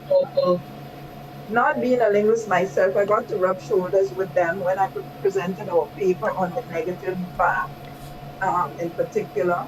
And some of them are very, well, what Bob Marley again might call conscious. You know, they're very conscious of people and people's aspirations and the concept of freedom and that kind of thing. So it's deep. So I like to think decolonization emancipation. Okay, well, folks, that's all the time we have for this evening. Doc, this conversation has started, and we definitely will continue because we have to embrace what is ours, among other things, and there's no better place to start embracing our culture than with our language. Without language, I don't know if we can make one step forward. So that's very important. So I am happy that we've started the conversation and we will continue. Of course, as I said, we have our independence celebration coming up and the time is ideal for the conversation. So folks, you heard from Dr. Joseph where you can get a copy of the book, and I want to encourage everyone to do so. So let's start with Dr. Joseph. 30 seconds for closing remarks. Well, first of all, I enjoyed this session. I enjoyed the panel. You know, the lady and gentlemen on this panel. I really had a good time, and I really hope that this book will sort of motivate Grenadians to actually claim what is theirs. I don't think that we should think of any difficulties, because look how many people have testified that one can speak so many different languages. When I happened to go to my niece's wedding, I decided I'm close, I'm in London, I go to Paris, and it actually helps me knowing a little patois. I found I was able to, help myself in Paris and so on. So it actually helps you in a lot of ways. It gives you a feeling of satisfaction, a feeling of connection with the ancestors. As you see, my book is called Untying the Ancestors' Tongue. So it is as if you are the ancestors. You are actually speaking their language, and you are actually giving them voice. Thinking of all the sufferings and so on that they've been through, you're giving them voice. So that's all I can think of saying right now, and I really enjoyed everyone here and all the questions too. But the panel, I really enjoyed it. Thank you very much. Reece? Okay, 30 seconds, or I can just steal a minute, just like what Dr. Joseph did. Tonight, I became convinced as to why is it that we do not know our patois, and Dr. Joseph was a missing link to providing that information. And you hear a lot of things about how the language being a derogatory kind of language, the law that was passed that it should not be taught and all of that. It really put some clarity as to why, because we all just knew that they just didn't want us to know. That is what they spoke it over our heads, like it was some secret language when they want to talk bad things. But really and truly, it was forbidden in one sense. So I am convinced about that, and thank you for that clarity. Another thing, Dr. Joseph, you made a very, very, very powerful statement in your end there when you talk about the decolonization and what language does for that. I would go as far as, and that's for a whole other story, but the jab is a precursor to independence. And there are some of us to date still don't want to accept the jab. They don't understand the history of the jab. They're not interested in it, and they have everything derogatory to say about it. And that is also part of our decolonization. The fact that we are not accepting it, we are unable to be decolonized. So as you rightly say, as Bob Marley said, emancipate yourself from mental slavery. We don't have the shackles on our hands, but we're still there. And that is why some of us still feel that we need to be speaking the standard English. We need to be speaking standard French. Everything should be standard. And the thing that we created, which was a combination of different languages, we're refusing it up to this day as a people. So I got a lot of learnings from here. I really enjoyed this program. I'm looking forward to the program that we're going to have about independence. And thank you very much for gracing us with your presence. I really would like to purchase a copy of that book. Doc? Well, the number is 440-7780. I forgot to say it when given an opportunity to. Sorry. Well, Dr. Joseph, it was a pleasure having you here tonight. And as Reece said, there was a word you used that I would want to kind of do my closing remark on, and that is decolonization. Decolonization means the ability to correct the negative connotations associated with us, our skin color, the way they label us. So decolonization must start with removing patois and putting Creole. So I think there must be a conscious effort on all of us part to not use the word patois, because patois was derogatory in the term used by the French to describe us. Don't worry, this is my clue. On the other hand, our ability to create, decolonization is about creating. And creating means that we must also admit that other groups of persons, the Rastafarians, the new words they create, our new generation, the new words, because independent of thought, decolonization is refusing what was given to us and accepting and claiming what is ours, including receiving the jab or whatsoever is Grenadian. And that is what I would say in my close. Scholar? I want to thank Dr. Joseph for this splendid program. She well took care of herself. As I told that she used some time ago, it's not taking, but it meant the same day. You on top of your game, really. And I want to congratulate you on the publication. I did not know that you actually had 3 publications, which is great. I am trying to do one Islamic and up, can make a scratch. So for you to have gone and to 3 is really splendid. I want to say that and team, I come from a village called Chantel. Chantel is not just a village. The way of speaking is a way of speaking, a way of living. And so once you are from Chantel, you could go anywhere in the world or anywhere in Britain. You can't take the Chantel out. And that's how I am. And Chantel has really, the culture there has really emancipated me a long time. And this is why when I speak, I do not fight to speak in English and about this thing. It has never been in fact, my phraseology would always be interspersed with the same part of the word that would have been speaking. And I do not think of them in English as well. It's just, that's how we speak. That's Chantel speaking. And I know for a lot of bar might have their own speaking and so on. And these are things that I believe we have embraced. And this program will go a long way, hopefully, towards Grenadians embracing what is on. How we speak and in Creole and what it is so nice, it's quick. And I look forward to the day when St. Lucia and Dominica, when you go to these places and them, and you turn on a radio, you hear only part about speaking. And in the evening grade, I listen a lot of Dominica station and Lucia station. And when the men break into the patois, they know what they say. This is just a norm. This is what they do.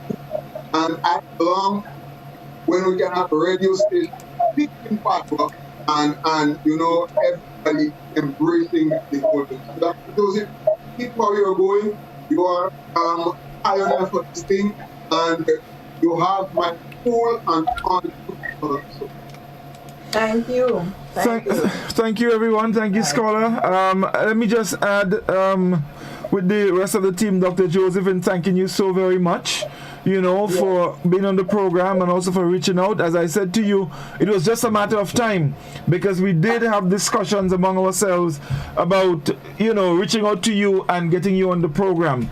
So thank you again. Thank you very much. And let me remind you that it's your first time, but definitely not your last. And, I in a couple of weeks, when I come back here, I definitely won't be looking to this to try to say anything.